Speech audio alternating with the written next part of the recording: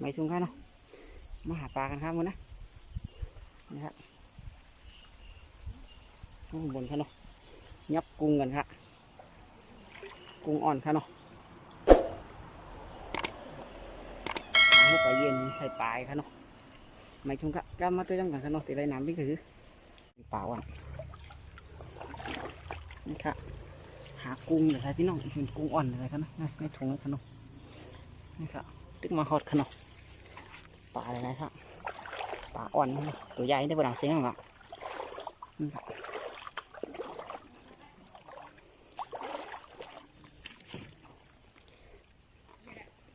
นี่ครับพี่น้องมีปลาอะไรกุ้งกันเนาะกุ้งก็นำใช่ครับนี่ครับเนาะได้2 ตัวกุ้งเตียนนี่ครับกุ้งให้ปลาอ่อนกันเนาะหาละหาจอกละกุ้งกันเนาะ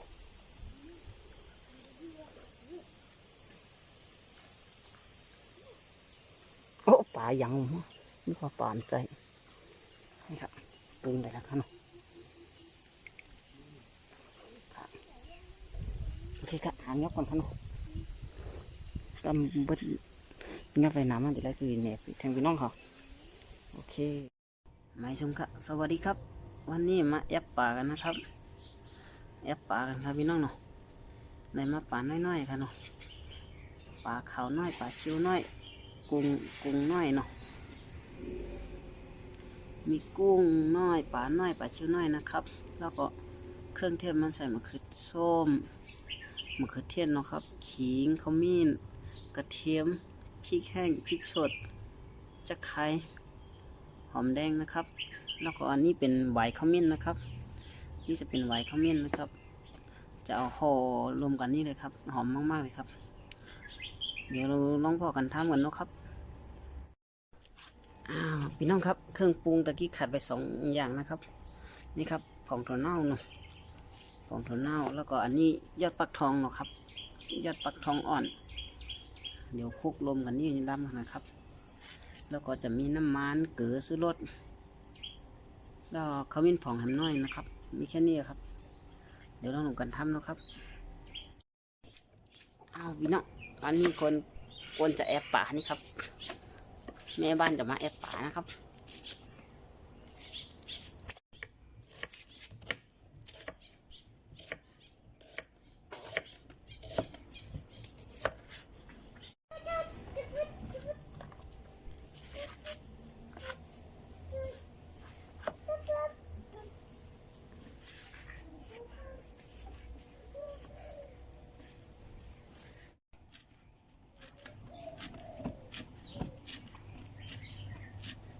อันนี้ต้นหอมผักชีนะครับ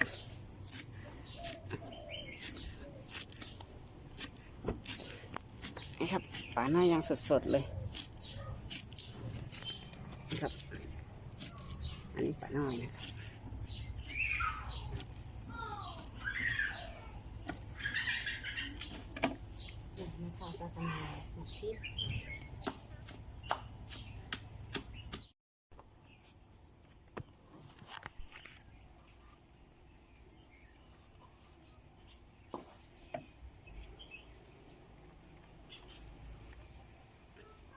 นี่ต้นหอมผักชีนะครับ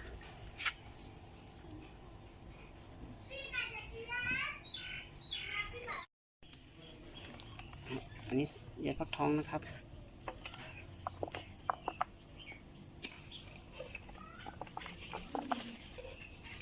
ต่อไปแล้วก็ใส่เกลือชูรสน้ำมันนะครับ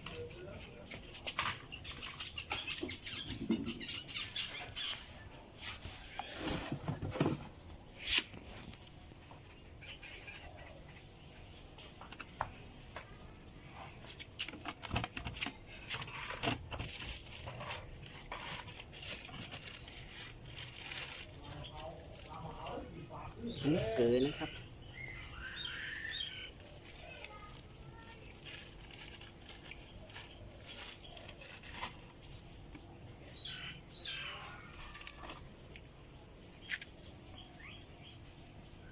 ชูรสนะครับ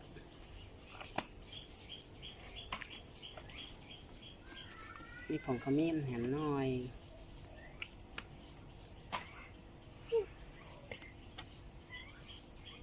นี่น้ำมันนะครับ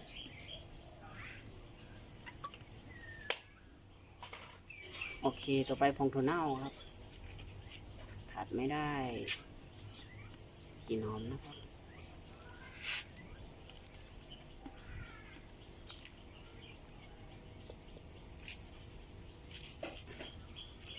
โอเคต่อไปคลุกเข้าให้เข้ากันใส่พริกป่นหน่อยนะครับ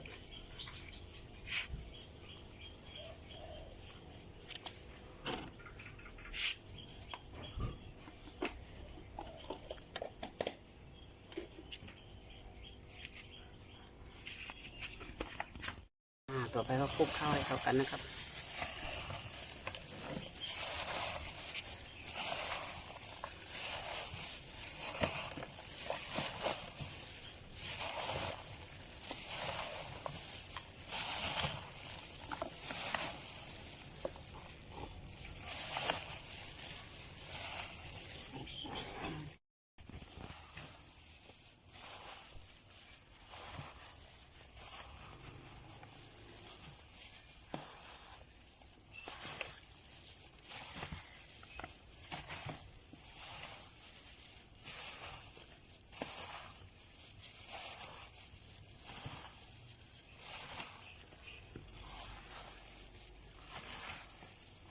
เอา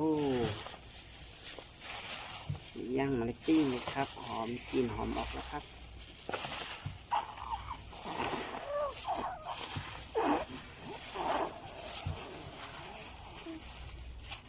โอเคครับ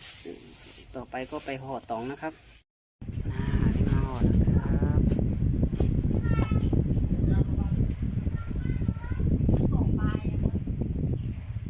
ปลาชิวที่มันเป็นลำกระตักนะจ๊ะใส่ที่ถูกนะใส่ในตู้อ่ะโอ้ไม่เป็นจอยลูกนั่นลูก ขึ้นลายอันนั้นกันแน่ เอ้ย นะ มันขึ้นลาย เอ้ยคนยุงมาแล้วนี่ครับมีเม็ดเทาหีนี่ครับเป็นหอเนาะ โนนะหมกผิดนี่ครับมีน้องน้อยหีนี่ครับ ขอให้นั่นเอาวะ น้องน้อยก็มีหนามจ้ะค่ะ ของผิดมันเป็นขอเรียกง่ายหนึ่งเองได้ห้างไฟขึ้นเอาวะ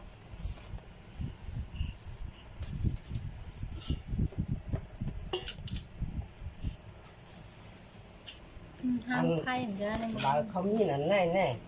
ไอ้ลำพุกออกกันน้ำกับน้ำเนี่ยเนี่ยแต่ว่า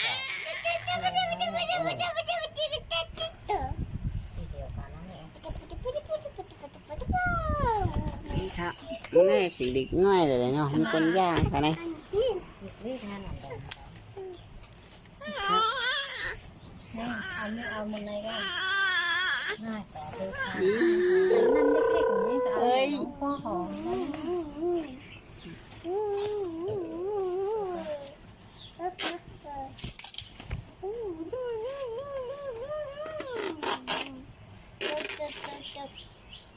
อันไหนเอาออกไปยัง เอ้ยตัวน้อยก็อยากห่อกะจะจอยห่อกะนั่นตัวน้อยจะจอยห่อกะนั่น นี่ค่ะ จะจอยห่อตัวน้อยอยากจะจอยห่อตัวนี้มันเคยเฮ็ดคนไทยอยู่ไหน ของเล็กนี่พอเล็กของใหญ่ก็ไม่ดี ไม่เท่าครับ เจ็ดตัวเหรอวะเจ็ด ของนี่อาว่า นี่ข้างบนนั่นจะเนี่ย โป้นขึ้น หมดไหมนะจ๊ะเจอขัดตีใส่กินข้าวทัก เขาได้กำกินแก่ปางก็กิน กางก็มีหนามโอยป่าด้วย กำไปกินก็กิน กุ้งน้อยหน่อ อันนั้น กุ้งหน่อยตักเยอะ กุ้งก็ไว้ใจหักเก็บนี่แต่มันนั่นเลยหนามกุ้งออกอยู่พังหมดอ่ะ ๆนาย หอมง่ายห่อเดียวเลยก็จบเรื่องน่ะ มันชุบ กระดึบกระดึบ มันโซ กระดึบกระดึบ คือไปเฮ็ดแบบอย่างนั้นน่ะ กระดึบกระดึบ อันนั้นได้ก็เฮ็ดเองของโห อย่าไปเฮ็ดโกงอ่ะเฮ็ดแยบย่าไปหนู บางเด็ก เนี่ยต้องอย่าดีนะคิดก็ซื้อหลายเราเวลาเนาะอันได้อยู่ในโค้งไม้เราเฮ็ดหอม กล้าม ป้มเฮ็ดห่อเดียวป้อฉีกตองเอาป้อหรอนั่นน่ะตองเดี๋ยวหน้าเฮ็ดอะไร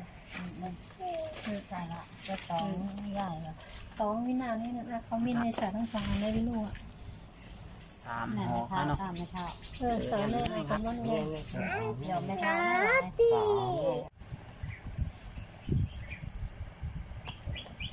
นี่คือเพียงตัดของห่อตองของนี้ 2 ห่อ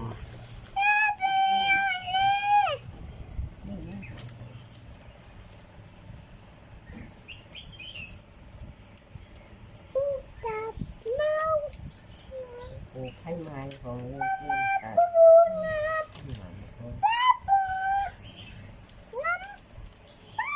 ปลายนั่นลูกปลายนะ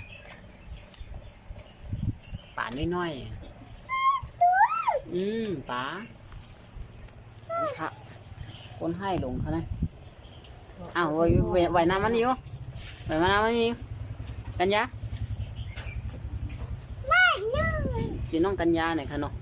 นี่ค่ะคนให้ลงเขานะอย่าลงลูกอย่าลงกำกดตกลง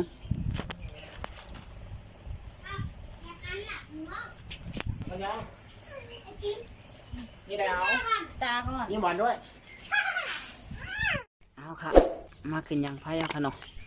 อันนี้ปลาเย็นค่ะเนาะนี่ค่ะ